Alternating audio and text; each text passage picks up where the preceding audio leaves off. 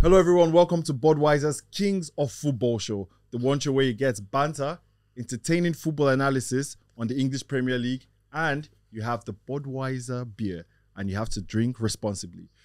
I'm in the studio here by myself because Jimmie left me. I actually need to find Jimmie and ask him, is it because Arsenal, we somehow bottled the Premier League? That's why he decided to leave me in the studio with so many wolves. And the first one I'm going to introduce to all of you is Biola. Biola, to be honest today, I'm not going to fight. You can't fight. Now, so now I have my hands up. If you're going to shoot, just know that you're shooting at an innocent man today. So nice guy. I know you're not a nice guy, but I mean, you called it. Yep. So I'll give you this one. So I won't gloat too much. No, please don't. But again, also in the studio, I have a man who was very lenient and encouraging to the Arsenal players and to the Arsenal team the last time he was here. He's a prince. He's a prince of Monaco. And with his regal ways, I'd like to welcome him on our show again today. Thank you for joining us today as well. Great to be back. And I was looking forward to it when I had the invitation to be with you guys this weekend. I've always been lenient to Arsenal. I haven't been lenient to any club that played good football. If you don't forget, the professor was the former yes, he was. Arsenal manager was my mentor. Who brought me to AS Monaco. But the reality is that Arsenal cracked when it matters. I thought it was so nice. That's as nice as anybody can be. Crack under pressure. I mean, nothing. When we say Arsenal bottled, you guys cracked. Well, just be nice. If you want to really go there, also, if you want to go there, but let's not go there. Anyway, they always say save the. I don't know how do they say save the last for the best or the best for the last. But now I'm saving the biggest hater for last.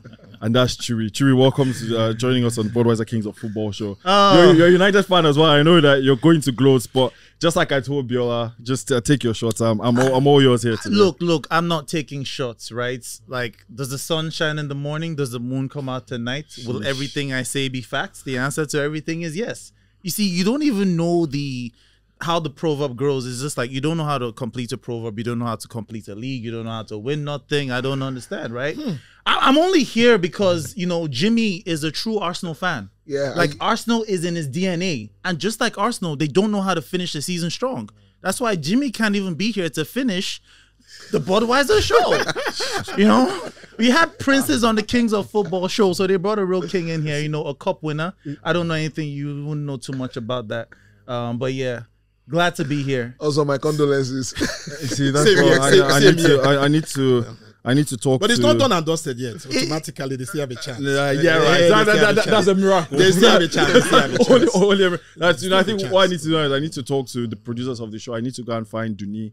I need to actually go and hang her somewhere. Because why would you bring people that do not like me on the show? I need to talk to the producers of the show because how can you call me? How can you call me a host of a show? We are not haters. And you bring people that don't like me on the show. Like, how does that work? I do want to talk to the producers of the show because, like, why do we have cans of Budweiser here? We should have bottles because Ozo doesn't know how to. He can't handle. We need bottles here for him. Jimmie, you owe me for taking all the shows on our behalf. But let's just move into it. Let's get into the show. I'll start with you, Biola. Yep. Obviously, we saw.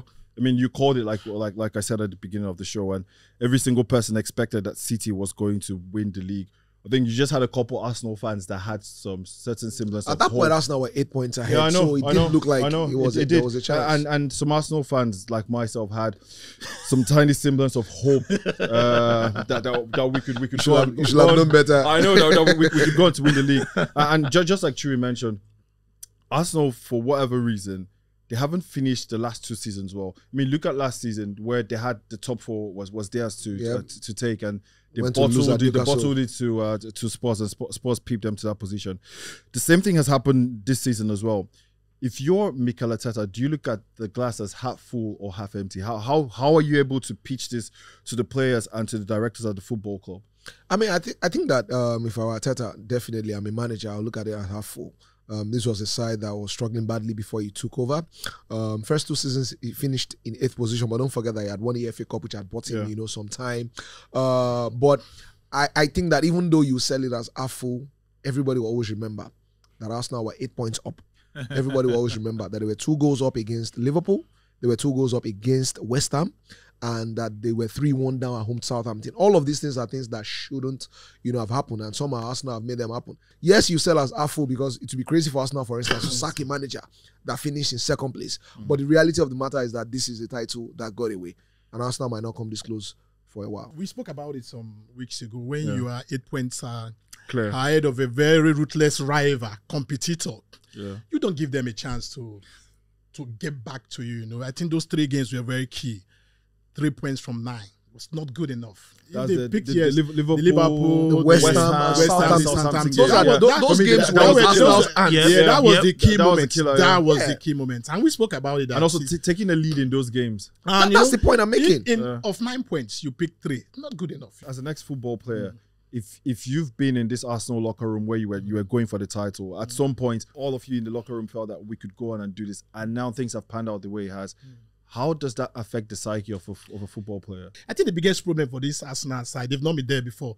You go into this game feeling, I don't want to lose. I don't want to lose. You automatically putting pressure On yourself. on yourself. So I think that's pressure Arsenal, that's useful Arsenal players have not been able to cope with. I also think it's pressure that comes with being in first place, right? Yes, The thing yeah, about yes. in first place, everybody comes for you. But if you're in second, there's that motivation week in, week out. You have a target to go, And I think that is where Arteta Yeah. rules have to come to play. Because what Pep does is that when they get to this stage of the league, every game is like a final.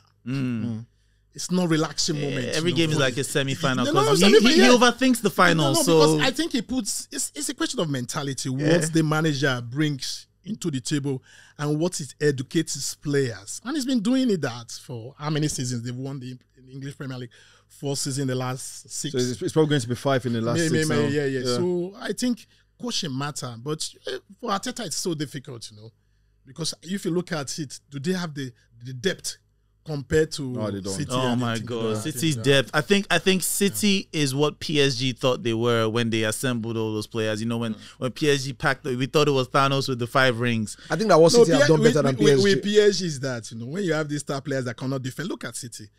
The Bernardo Silva. Every single the person works hard. Grealish, There everybody works are no, hard pass, for there are one no another. passengers in the team. Yes, Like so when you have the likes of you don't have Neymar, passengers on the team at all. Messi Mbappe and Messi. Mbappe. So you They already want have to 3 defend. players that would not defend. Most teams going into the league when the Premier League is about to start, you know about the financial revenue you're going to get if you finish in the Champions League positions, and also for you to be able to attract Get the best players. marquee football players. Yes. Arsenal are going to be there next season. Yep. But United actually do have there's a possibility that United will not finish in the top 4. There's a possibility. What if I say that if United don't finish in the top 4, yes, they've won a title and they are in the FA Cup final. We don't know how that's going to pan out. Yep. But if United don't finish in the top 4, I believe that means they've had a disappointing season. No. Yes. I think No. yes, absolutely. Yes. No. Yes. Okay, start. No. I mean, true. if- What is the only grade for Man United? look. When the season starts, what's the only grade? I just asked you a question, a simple question. Yeah. What's the only No, grade? it has to be a yes or Yes no or type no. thing. Don't beat the around the head, bush. What is Go. I think that clearly. So United have struggled over the past few years, but the standards cannot change to a point where, look, every single United manager that did not make the top 4 was fired. Luis Van Gaal didn't make the top 4, he was fired. When it looked like Mourinho was not going to make it, he was fired. When it looked like Ole was not going to make it, he was fired. That itself says to you what the club thinks about top 4. Yes. Top 4 is the target. Yes, you might have won the Carling Cup, you might have found yourselves in the FA Cup final, but if United don't make the top 4, from a sporting perspective, it's failure. United are the only club in the world where people like Luis Van Gaal will not be good enough, Jose Mourinho will not be good enough. There is no Pogba was demonized, but you have a Sancho who is going to be preserved and probably given new contracts. But if you look at United now and trying to think about what their recruitment process is going to be like, I believe they need a new goalkeeper. They probably need another top-notch centre back. Where would they get the probably goalkeeper need, from? So that's what No, I'm no, saying. where- So that's what I'm saying. where you going to get the goalkeeper from? They're not This class you- goalkeeper. Yeah, This is but what I, that- this that's is what I what say to United people. need at I this don't point. think that United's most urgent. Look, United considered, I think, maybe 2-3 more No, I'm goals. not talking about Yeah, considering. I'm talking about the team generally. I'm talking about the style of play, the way Ten Hag wants to play. He needs a ball-playing goalkeeper. But, but this is a guarantee because the way the fans are going out against De Gea, I think it's not fair. Absolutely. Goalkeepers are there to make mistakes. Defender makes mistakes. I think he's been brilliant this season, apart from some games here. Oh, man, no, but I the think you know. mistakes. You have to look at. You have to look at the statistics. The saves. I don't have a problem with the the Gea has made this season. You know. I don't have a problem with the Gea. But you with say errors. Not all Ramsdale has goalkeepers. made My errors. problem with Not the all doesn't have a new goalkeepers deal. can play like Henderson in Man City. My problem was Henderson Who makes makes mistakes. Who makes mistakes? Exactly. Let me come back to David de Gea. If passing from the back or building from the back was an integral component of how Ten Hag plays, he spent £230 million in his first season. The first thing we will have done is to buy a goalkeeper. Like they say, don't look at what people say, look at what people do. He spent £230 million and he did not buy a goalkeeper, right? If United need anything this season or going forward, it is to score more goals. United have barely scored more goals than Leicester. United consider maybe 2-3 more goals than Arsenal. Arsenal are about 20 points ahead. If you have a Martial, if you have a Wout Weghorst, if you have a Rashford, if you have a Sancho, if you have Anthony, these are all strikers who are unreliable. De Gea can make the odd mistake for one goal. If you score 3 goals up front, that mistake does not matter. Cancels out. Which is what But even the defense is not a guarantee. The defense have had this up and down. You know, this considered some. Maguire must go this summer. That's all. I know. You guys are just 8 out of this. even if you analyze the defensive start, right? United have considered, I think, maybe 43 goals. It's a lot. 20 of those goals were considered in just 4 games. But it's a lot. I agree. Who finishes higher next season? Arsenal or United? I think United finish higher than Arsenal. What is this guy? What is this guy on? No. I'm just saying. No. Who do you have? Who do you have? Speaking of attackers, speaking of finishing. So this season, I think that this season, attackers, you know, when it comes to the attacking Jesus, third, look, having Jesus on your team. Let me break it down. What Arsenal have enjoyed this season is an Indian summer. It's not going to happen next year. This is What did you say? What did you say? It's an Indian summer. So Indian summer. What is an Indian summer? Odegaard can't score. Let's educate the listeners. What is an Indian summer? Indian summer means a good moment. But it takes time to get to that level of City. It takes time. And some financial money. And some financial doping. What it takes is money. Yeah. You know the Newcastle manager who just said that he needs 22 players. You know, so that can cope with the rigorous of the Champions League, you know. It's not a question of bringing players. You have to bring players that can play to the philosophy of the manager. How can you get this? It's not a guarantee. You can spend a lot of money bringing. Will they hit the ground running? It takes time. Will they buy into what you're building? Yeah, you're building. It's not a guarantee. So I think the likes of Arsenal, even Man United going to the transfer window, bringing quality players, it's not a guarantee they will hit the ground running. Let's be honest. If you're talking about the players you have in the attacking third, would you have Arsenal's attackers over United's attackers? Let's be honest. To be honest, I have Arsenal attackers over United. I think Arsenal. United's group of attackers are the most responsible. I think there will be a mix. I think there could be a mix. How you have all of Arsenal's attackers ahead of all of United? Okay, so I can tell you the ones I won't have Wout. I won't have Wout. He's a great defender. What are you saying? But I think Arsenal needs a top 9 I certainly won't have Martial. Because Jesus, I would not have Martial. I wouldn't have Sancho. I mean, this Jesus is not. I wouldn't take Rashford ahead of Martinelli. You wouldn't want a Rashford ahead of Martinelli. No, Jesus is not. You wouldn't want a Rashford. Not ahead of Martinelli. Oh my gosh! I would rather have Martinelli. They are different type of players. They have similarities. I would rather have Martinelli. Really? Oh yeah. What are they saying online? What are they saying online? I think we should I'm run a poll. I'm going to Rashford, Martinelli. I'm going to open the floor now to let me start with Nigerian scouts. I know you're a Liverpool fan, so you can unmute yourself and speak on the topic. So if you had to have an attacking trio, would you have the Arsenal attacking trio or the Man United attacking trio? Good morning, everyone. This is a tough one. Yeah, I'm always against playing Rashford as a 9, but just to suit my agenda, I would take Martinelli, Saka, and Rashford. Jesus is not a striker. His use is absolutely useless. I don't. Oh wow! On Sundays, Jesus does not save. I don't know if any of us can remember last season. Towards the end of last season, mistake. I don't know if it was a mistake, but he said something in an interview where he complained about City not having a striker, and Jesus was in that team. That's like that's to tell anyone that he's an attacker. Yes, I think he can cover for Saka at the wing or for Martinelli or something. That is his natural position. But he's in clinical as a striker, someone that you want that would get you, let's say, somewhere between 15 to 20 goals guaranteed every At the season. top level. At the But top it level. was The clear. defining feature of your that's what I think the striker at problem the is. top It was level clear. should be scoring goals. Gabriel Jesus Should be could get a scoring medical degree and still would not be any more clinical than he is right now. He is not that good. I just got No, it's not a bad Jimmy, player. Jimmy, It's not a Jimmy, bad Jimmy, player. please just unmute yourself and go ahead. I don't know if you've been hearing all the Arsenal hits that's been in the studio today. No, not all of us. No, we don't hate that. Yo, listen, first of all, Chewy, let me inform you that you're only here temporarily. You'll be done in the next couple of Jimmy, say that to my face. Except that, let's move on to those other people that are talking trash and talking about my house. Let me, first of all, accost you, Mr. BK. Jimmy, I'm not Brighton. Right? I like how Jimmy has turned to a keyboard warrior. He's probably there somewhere in some corner. So with Jimmy, you are attacking your Egbon here. feeling like It's a not hard easy, guy. He can't come up here. This is too high up a It's the position. reality. It's the reality. No, we're talking about recruitment, and it's something that I think most Chelsea fans, they probably do not like me at this point because it almost seems like I keep bringing so much bad Yeah, a Chelsea case fan study news. in I how know. not to how recruit. not to recruit. Raheem Sterling, he left City. He was doing really well at City. I think it's one thing we could always say that this Man City system made Sterling, because most of Sterling's goals were all tappings. Like we could see all those De Bruyne type crosses from tappings. Would you say he's been arguably the worst signing of the season? No. No, I think he has his injury worries, but sometimes, you need to adapt to a new system. I had the feeling that Raheem Sterling will not cope with the Chelsea style of football. It's completely different with the type of football he was being involved in City. It's regrettable. I think he's not really shown the form when he was playing at City. He has really struggled with his injuries and all those things. But I'm glad he had a brace over the last game. But you got to understand his supporting cast. No, I think if you look at his field. body language, the way he plays sometimes, you just get a feeling he's not involved.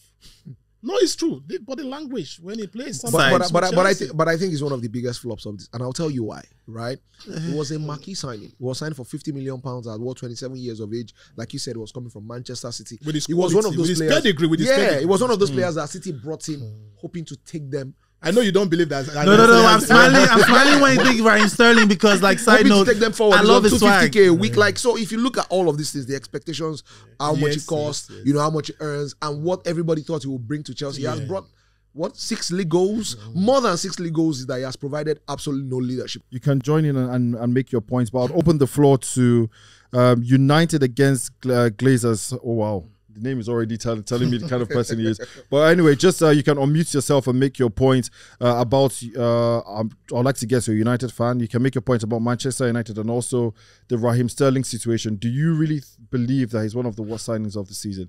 Good morning, guys. Good morning. Thank you for the privilege. Yeah, I think I'll start with the Raheem Sterling situation.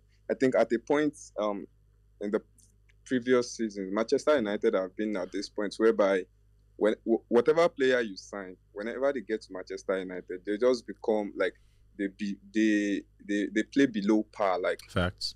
Whatever they wear, wherever they were coming from, we've seen that with Van der Beek and all. And I think this is not about the players too. For me, it is about the management, how the club is being run, and everything. And in Raheem Sterling case, I think it is the same. You guys were talking about who will finish above each other next season, Arsenal or Manchester United. I think it depends on the transfer window. Whoever has the better transfer window will finish above the other one. So for Manchester United, if we still have the Glazers in as our It's a Man United. Yeah, he is. I don't think we'll be having any special transfer window because I'm not sure we'll be able to go out and buy striker, midfielder, and we all need this department. We need these players in every department. We even need a goalkeeper. And I won't be blaming Ten Hag if he keeps De Gea because we all know the Glazers. If they are not ready to put out the funds, I know deep down he would want to replace De Gea. But then if he's having limited funds, he would have to prioritize bringing in a striker and probably a midfielder. Because if you'll be replacing De Gea now, you'll be having up to 60 million or thereabouts. So I wouldn't blame him if he keeps De Gea because, like you all said, every goalkeeper makes a mistake. Fine. Yeah, that's true. But De Gea's own, he will give us 3 points and then take a team from us. I don't understand. No, I don't agree. I don't agree with you. No. Okay, for instance, imagine we played a 0-0 draw with West Ham now. We'll be third. We'll be third by now. That's Facts. 1 point gone. At least 1 point gone. And I don't understand this Manchester United team. We don't know who will be committing his own error today now. You don't know. Okay, against Brighton, it was Shaw. Against West Ham, it was De Gea. Against Sevilla, it was Maguire. So we don't know who will be committing his own today. Maybe it will be Weghorst. No, that one is not even a player. But at least it's Be not careful. a particular. That's Ronaldo's replacement. No. I think it's not a particular player that is making those errors. They are different players. That's the problem with Manchester So United. Like, everybody should not just put the blame on De Gea. You know. So you can't just blame De Gea. He has been our savior for how many? Thank you, Facts. thank you, sir. Yes. Thank you, sir. I appreciate that. Yes. Even till now, he's a serviceable goalkeeper. Yes. Clearly, Yes, he's yes. on the wing. Yes. But, you know, to suggest as a United fan, as somebody who's honest, to look at the entire United team and decide that De Gea is United's most urgent problem, really? No, it's not true. In a team where you have Martial, where you have Sancho, where you have all those clowns, those irresponsible people. Not clowns. De Gea is United's best player over the last decade. It's true. To now suggest that he's is the biggest United problem is sometimes United fans shock me. Let's switch gears for a bit and look at the other side of the table. I mean, Leeds and Leicester could be relegated this weekend, and obviously, I think for most of us as the Premier League fans and Nigerians in the first place, we kind of have some type of allegiance to Leicester because of Wilfred and Kelechi that play there. For me, especially Leicester, it will be a sad story. We know about the Great Escape. We know about them winning the Cinderella story, winning the Premier League. We know about the one the FA Cup. Was it 2 seasons ago? Yes, the FA Cup. But now Leicester could be relegated this season. Which of these two teams would you say has performed the worst, Leeds or Leicester? I'll start with you. I'll start with you. I think Leicester, you know, with the pedigree, when you look at the squad list of Leicester, with the quality of players they have, they shouldn't be where they are today. The experience. The experience, you know. I do blame the players, you know. I think, you know, sometimes you might have a good manager, but the main actors are the players. They should go out there from week to week and do the job. I think they've been very, very disappointing. Yeah. You have the Vardy, the Madison, the Kelechi, Tillemans. Yes, it's a very experienced. So when you a very experienced side. So what really happened? We don't know why these players have not made. Yes, you're laughing.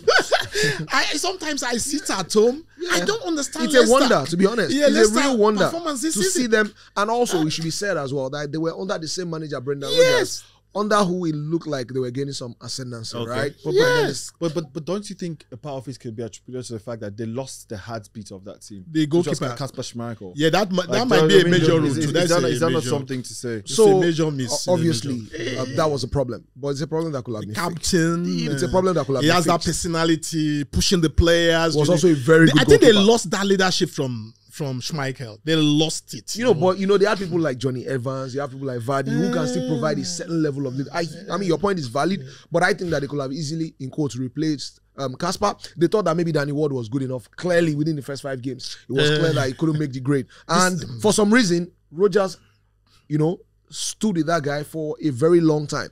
And I think that the season just went away from them. By the first 7-8 games, they were already in trouble. And they just could never, it was like quicksand. They just could never get out of it. Yeah. They might be relegated, but that is the reality of football, you know. Sad for our Nigerians, Nigerian players, you know, but I think it's a very disappointing season for Leicester. And the way their season has gone, for me, is almost, I'd say,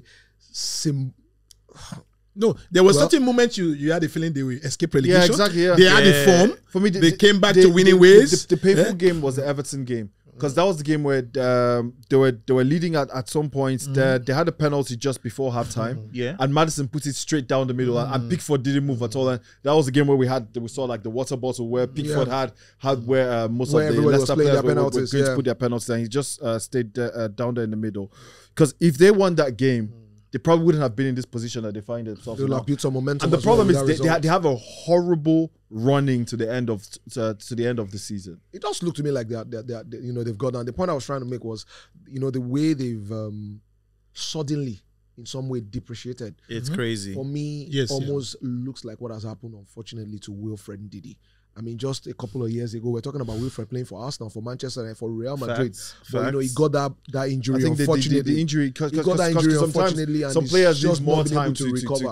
It's just not. And for me, it's really sad to see both Leicester and Wilfred go from, you know, those heights for varying reasons. With Wilfred, it's clear that it's injury, and, you know, so what's why rush the players to come back? When you're in trouble, yeah, but it's not a guarantee. I think it doesn't help the team when a player you to be fit, 100% fit to play in the English Premier League. I think that's one credit I'll give Sean Dyche for. Yes. So Sean Dyche, when he came in, he said, I wouldn't play Calvert-Lewin until he's 100%. I'm telling you, a footballer, and that's what's happening. Now it's almost paying some dividends for them. 100% fit. I know my body. I played professional football for 15, 17 years. Yeah. And I know sometimes when I want to dodge it to play because you want to play, sometimes you say, okay, I'm fine. But you go out there and you still know, I'm not ready. You know, right? I think you know, and I think that is the situation with Ndidi. But some managers believe that players playing when they are injured is sacrifice for the team.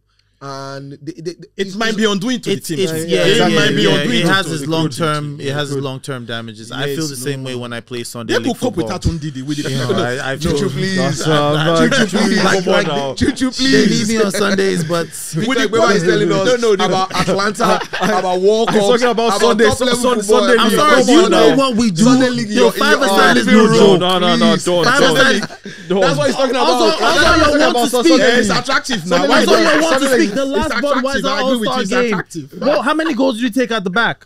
I think I consider how many 4 goals. You lost. You lost. Goalkeeper, you're talking about De Gea. You choose the easy part.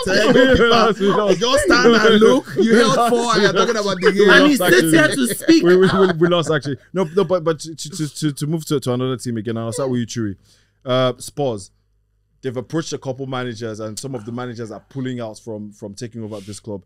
Do you think the managers are pulling out down to the fact that they don't think they'll get enough resources to be able to challenge, or is it because of the uncertainty whether their star player Harry Kane is going to be there or not? I think if the meltdown of the last coach was not enough, then they're just going there for a quick bag, maybe a challenge, but come on now.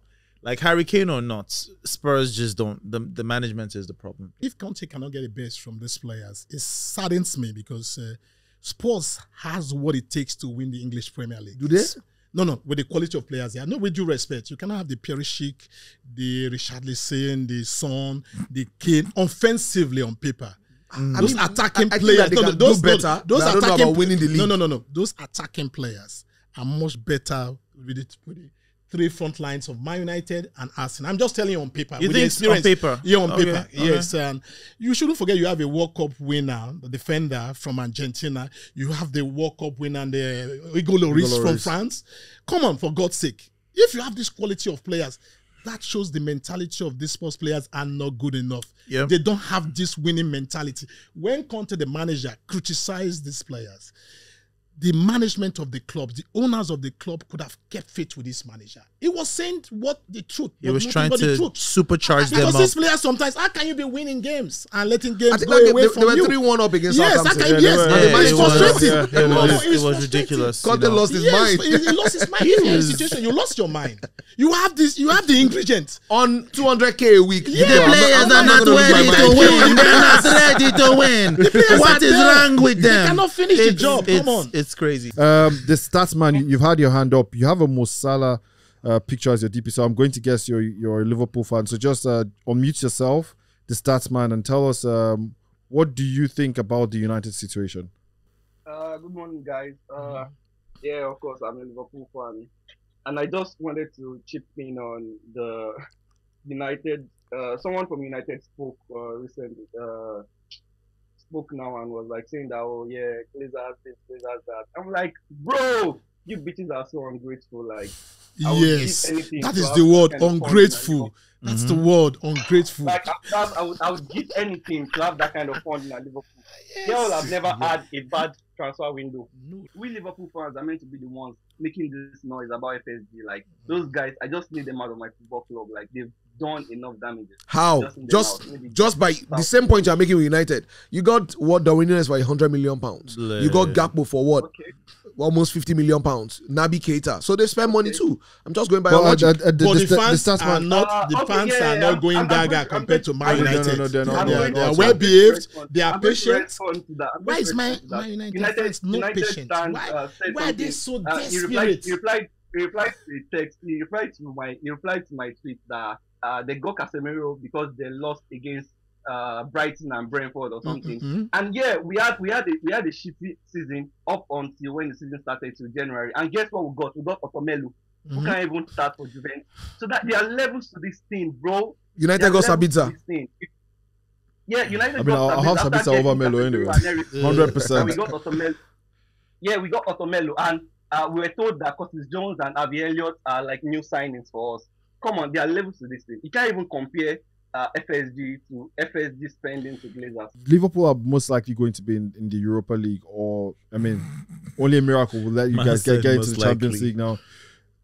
Do you see Liverpool having a similar season to this one, or do you think this is just a flash in the pan? Come on, we had something like this in 2021, and you see the next season we're competing for the quadruple. I know my manager. My manager is a very good manager, and he knows what's wrong, and he's gonna fix it. Only Jurgen can fix this shit. He will fix it, and next season, we're gonna see. We're gonna be competing. I'm not gonna make any promises. Yeah, better. You're gonna see yourself get flopped next season. Better. At the start, man, you can stay on because you stand a chance to also win with us during our predict and win segments. But I'll come back to everyone in the studio now. I'll start with you, BK. So we have like a couple games, so you can give us what your tactical 2 cents is for the games, and also you predict what you think the score is going to be. That's the only winning I've been doing for the past season. So I'm still the king of the game. So we'll start with the Man United Bournemouth game. There's enough firepower, just enough, to outpunch Bournemouth. Bournemouth are in 14th place. They are safe now. I just don't think that they will have enough fights. Neither do they have enough quality. Bournemouth players are on the beach already. Absolutely, Yeah. they are safe. I'm not so sure. And also mentally as well. Hopefully not. Now you look my face Mentally like as well. that makes it dangerous. I think that actually there's some reason. No, that makes it dangerous. I think a low Because margin they will win play for with United. they've Maybe been relaxed. 1-0, 2-1 win for United. 1-0, 2-1. So is it 1-0 or 2-1? 2-1. 2-1. Okay, Liverpool, Aston Villa. It looks like the Liverpool of old. Aston Villa aren't playing too badly themselves. I just think that going to Anfield when Liverpool need a result, when they are on form, when they have players fit, is just asking a bit too much of any team. Talk more of Aston Villa. So easy Liverpool win, maybe 3-1. Okay, Man City, Chelsea. Man City, anybody. So is this the weekend City win the league? Absolutely. Okay. 3-1. 3-1. Yep. Fantastic. I love that. And Arsenal, Nottingham Forest. Arsenal, Nottingham Forest. I'd actually go for a draw in this game. I don't think Arsenal will win. Psychologically, this is tough on Arsenal players. If it's this tough on Arsenal fans, so much so that Jimmie and 91,000 of them have run to Rwanda, imagine how tough it is on the players themselves. Yeah. And I just think that if Nottingham play anywhere as good as how we know that they can play sometimes at home, I don't think Arsenal will win. All right, cool. Mr. Victor, let me get your predictions. Starting with the Man United Bournemouth game. Who do you see winning this game? 3-1 for Man United. Liverpool, Aston Villa. 3-1 for Liverpool. It's a very, very good Villa side. But I believe Liverpool will do the job. Man City, Chelsea. Come on.